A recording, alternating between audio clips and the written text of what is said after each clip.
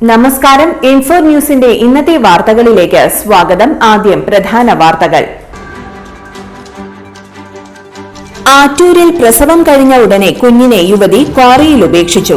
ആറ്റൂർ സ്വദേശിനിയാണ് കുഞ്ഞിനെ ഉപേക്ഷിച്ചത്. മാള അഷ്ടമിച്ചിറയിൽ ബൈക്ക് അപകടത്തിൽ യുവതിക്ക് ദാരുണാന്ത്യം. പുത്തൻചിറ സ്വദേശി പുല്ലൂപ്പറമ്പിൽ ജേക്കബിന്റെ ഭാര്യ ലിജയാണ് മരിച്ചത്. ചാവക്കാട് മണത്തലയിൽ യാതൊരു സുരക്ഷാ മാനദണ്ഡങ്ങളും പാലിക്കാതെ ദേശീയപാത നിർമ്മാണം. പരാതിയുമായി നാട്ടുകാർ രംഗത്ത്. ഗുരുവായൂർ ക്ഷേത്രത്തിലെ വൃശ്ചിക മാസത്തിലെ ഏകാദശിയുമായി ബന്ധപ്പെട്ട ഹർജിയിൽ ഗുരുവായൂർ ദേവസ്വത്തിന് തിരിച്ചടി. പെരിങ്ങാട് പുഴയിൽ നിന്ന് ചെളി നീക്കുന്നതിന്റെ മറവിൽ മണലൂറ്റൽ. പുഴയിൽ നിരീക്ഷണ സംവിധാനം ഒരുക്കണമെന്ന ആവശ്യം ശക്തം. 1.58 കോടി രൂപ ചെലവിൽ അളകപ്പ നഗർ ഗ്രാമപഞ്ചായത്തിൽ നിർമ്മിച്ച കുടുംബാരോഗ്യ കേന്ദ്രം നാടിന് സമർപ്പിച്ചു. വിശദമായ വാർത്തയിലേക്ക്. ആറ്റൂരിൽ പ്രസവം കഴിഞ്ഞ ഉടനെ കുഞ്ഞിനെ യുവതി ക്വാറിയിൽ ഉപേക്ഷിച്ചു. ആറ്റൂർ സ്വദേശിനിയാണ് കുഞ്ഞിനെ ഉപേക്ഷിച്ചത്.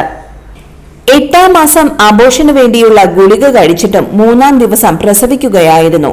പിന്നാലെ കുട്ടിയെ ബാഗിലാക്കി ക്വാറിയിൽ ഉപേക്ഷിക്കുകയായിരുന്നു. സ്വപ്ന ഗർഭിണിയായത് വീട്ടുകാർ അറിഞ്ഞിരുന്നില്ല.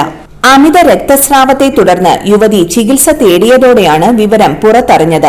പോലീസ് പരിശോധനയിൽ ക്വാറിയിൽ നിന്ന് കുഞ്ഞിന്റെ മൃതദേഹം കണ്ടെത്തി. അഴുകി ജീർണിച്ച നിലയിലാണ് മൃതദേഹം കിട്ടിയത്.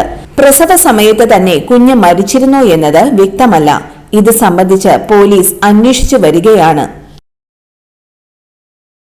മാള അഷ്ടമിച്ചിറയിൽ ബൈക്ക് അപകടത്തിൽ യുവതിക്ക് ദാരുണാന്ത്യം. പുത്തൻചിറ സ്വദേശി പുല്ലൂപ്പറമ്പിൽ ജേക്കബിന്റെ ഭാര്യ ലിജയാണ് മരിച്ചത്. ഇന്നലെ വൈകിട്ട് ഏകദേശം 7 മണിയോടുകൂടിയാണ് അപകടം നടന്നത്.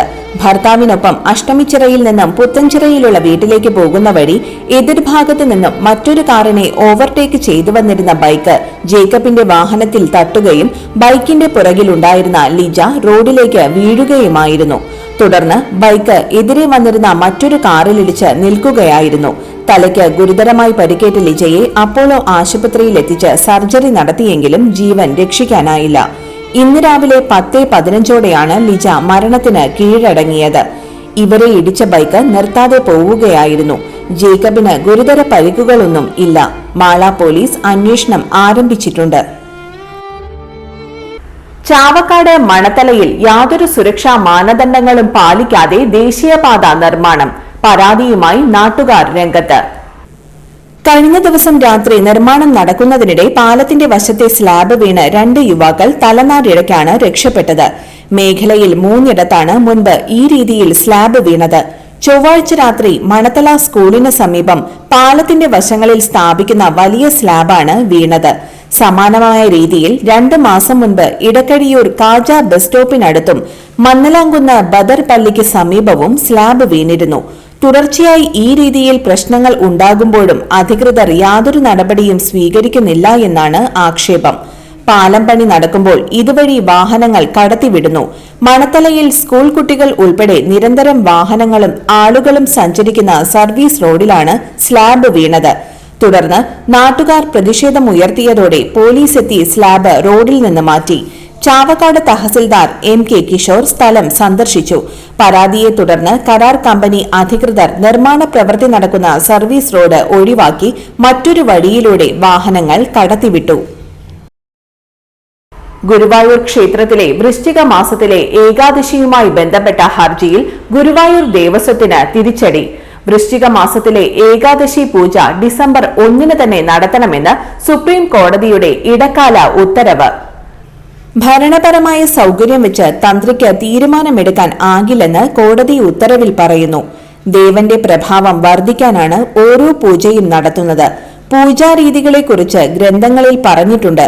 തന്ത്രിക്ക് ഒറ്റയടിക്ക് ഇത് മാറ്റാനാകില്ലെന്നും കോടതി നിരീക്ഷിച്ചു. അതേസമയം തുലാമാസത്തിലെ ഏകാദശി പൂജ നവംബർ 2 നടത്തുന്നതിൽ തടസ്സമില്ലെന്നും കോടതി ചൂണ്ടിക്കാട്ടി.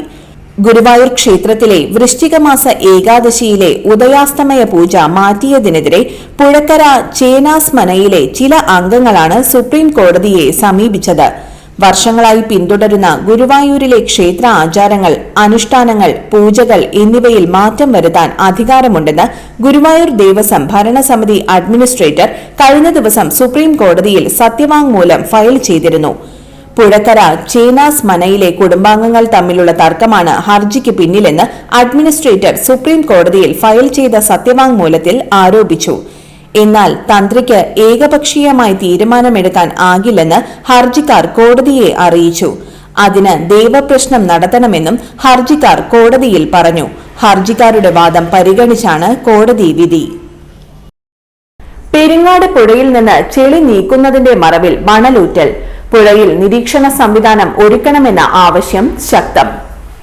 പെരിങ്ങാട്ടുപുഴ ആഴം കൂട്ടുന്നതിന്റെ ഭാഗമായി പുഴയിൽ നിന്ന് ചെളിയും മണ്ണും നീക്കുന്നതിന് പകരം മണലൂറ്റുന്നതായാണ് ആക്ഷേപം. മണലും ചെളിയും ഒരുമിച്ച് നീക്കി ചെളി തിരിച്ച് പുഴയിലേക്ക് തള്ളുകയാണ്. മണൽ വ്യാപകമായി കോരിക്കഴിഞ്ഞാൽ പുഴയുടെ അടിസ്ഥാന ഘടന നശിക്കുകയും പുഴയുടെ ആഴം വർദ്ധിച്ച് കടലിൽ നിന്ന് വലിയ തോതിൽ ഉപ്പുവെള്ളം കയറുകയും ചെയ്യും. പുഴയുടെ അടിത്തട്ടിൽ മണൽ അരിപ്പ പോലെ പ്രവർത്തിച്ച് ജലസ്രോതസ്സുകളിലേക്ക് ഉപ്പുവെള്ളം കയറാതെ സംരക്ഷിക്കുന്നുണ്ട്. മണലെടുത്ത് ചെളി മാത്രമാകുന്നതോടെ ശുദ്ധീകരണം നടക്കാതെ ജലസ്രോതസ്സുകളിൽ ഉപ്പുവെള്ളം കയറുവാൻ സാധ്യതയുണ്ട്. പുഴയുടെ കരഭാഗം വ്യാപകമായി ഇടിയുകയും കക്ക, ചെമ്മീൻ, മറ്റ് ചെറു മത്സ്യങ്ങൾ, സൂക്ഷ്മജീവികൾ തുടങ്ങിയവരുടെ ആവാസ വ്യവസ്ഥ തകർന്ന് വംശനാശം സംഭവിക്കുന്നതിനും കാരണമാകുന്നു. ഒരുമനയൂർ, ഏങ്ങണ്ടിയൂർ പഞ്ചായത്തുകളുടെ പരിധിയിൽ വരുന്ന പെരിങ്ങാട്, ചേറ്റുവ, വാപ്പുഴയുടെ മറുഭാഗങ്ങളിൽ നിന്നും ടൺ കണക്കിന് മണലാണ് എടുത്തുകൊണ്ടു പോയിട്ടുള്ളത്. പഞ്ചായത്തും ഇറിഗേഷൻ വകുപ്പും സംയുക്തമായി മോണിറ്ററിംഗ് സംവിധാനമൊരുക്കി അപകടകരമായ ആഴത്തിലല്ല മണൽ എടുക്കുന്നതെന്ന് ഉറപ്പുവരുത്തണമെന്ന് തീരദേശ സംരക്ഷണ സമിതി ആവശ്യപ്പെട്ടു. 1.58 കോടി രൂപ ചെലവിൽ അളഗപ്പ നഗർ ഗ്രാമപഞ്ചായത്തിൽ നിർമ്മിച്ച കുടുംബാരോഗ്യ കേന്ദ്രം നാടിന് സമർപ്പിച്ചു. സംസ്ഥാന ആരോഗ്യ വകുപ്പ് മന്ത്രി വീണ ജോർജ് ഓൺലൈനായി പദ്ധതിയുടെ ഉദ്ഘാടനം നിർവഹിച്ചു. കെ രാമചന്ദ്രൻ MLA ചടങ്ങിന് അധ്യക്ഷത വഹിക്കുകയും ശിലാഫലക അനാച്ഛാദനം നിർവഹിക്കുകയും ചെയ്തു. അളഗപ്പ നഗർ ഗ്രാമപഞ്ചായത്ത് പ്രസിഡന്റ് കെ രാജേശ്വരി സ്വാഗതം ആശംസിച്ചു. തൃശൂർ ജില്ലാ panchayat president VS Prince, Kodakara block panchayat president KM ചന്ദ്രൻ എന്നിവർ മുഖ്യാതിഥികളായി. നാഷണൽ ഹെൽത്ത് മിഷൻ ഫണ്ടിൽ നിന്ന് 1.43 കോടി രൂപയും ആർദ്രം മിഷനിൽ നിന്ന് 15.5 ലക്ഷം രൂപയുമാണ് കെട്ടിട നിർമ്മാണത്തിനായി അനുവദിച്ചിരുന്നത്.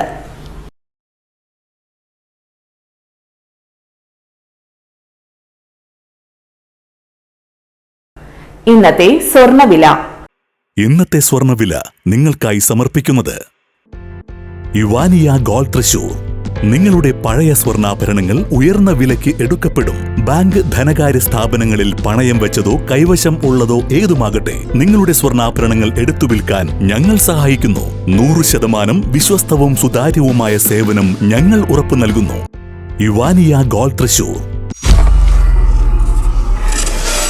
സ്വർണ്ണവില ഉച്ചയോടെ 90 രൂപ കൂടി ഗ്രാമിന് 11,135 രൂപ, പവന് 89,080 രൂപ. ഇന്നത്തെ കാലാവസ്ഥ.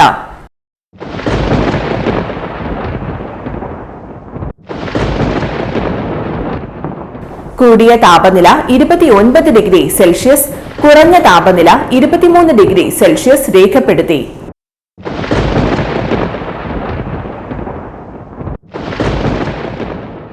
പ്രധാന വാർത്തകൾ ഒരിക്കൽ കൂടി.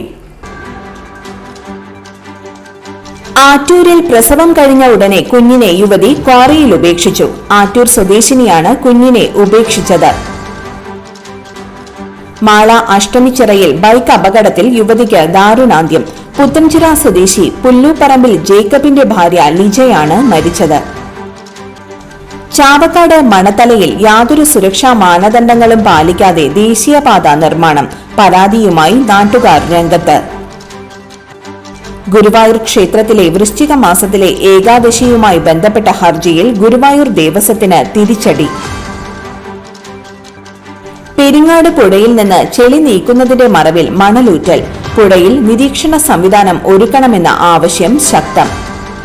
1.58 കോടി രൂപ ചെലവിൽ അളഗപ്പ നഗർ ഗ്രാമപഞ്ചായത്തിൽ നിർമ്മിച്ച കുടുംബാരോഗ്യ കേന്ദ്രം നാടിന് സമർപ്പിച്ചു. ഇതോടെ ഇന്നത്തെ വാർത്തകൾ പൂർണ്ണമാകുന്നു. ഇന്നത്തെ വാർത്തയുടെ പുനർസംപ്രേക്ഷണം രാത്രി 10:30-നും 11:30-നും, രാവിലെ 6:30, 7:30, 8:30, ഉച്ചയ്ക്ക് 12 മണി എന്നീ സമയങ്ങളിൽ ഉണ്ടായിരിക്കും. തൃശൂർ ജില്ലയിലെ മുഴുവൻ വാർത്തകളും M4 ന്യൂസ് എന്ന യൂട്യൂബ് ചാനലിലും ഫേസ്ബുക്ക് പേജിലും ലഭ്യമാണ്. വാർത്തകൾക്കായി ചാനൽ സബ്സ്ക്രൈബ് ചെയ്യുക. വാർത്തകളും അറിയിപ്പുകളും സ്വീകരിക്കുന്ന നമ്പർ 9895070239. നന്ദി, നമസ്കാരം.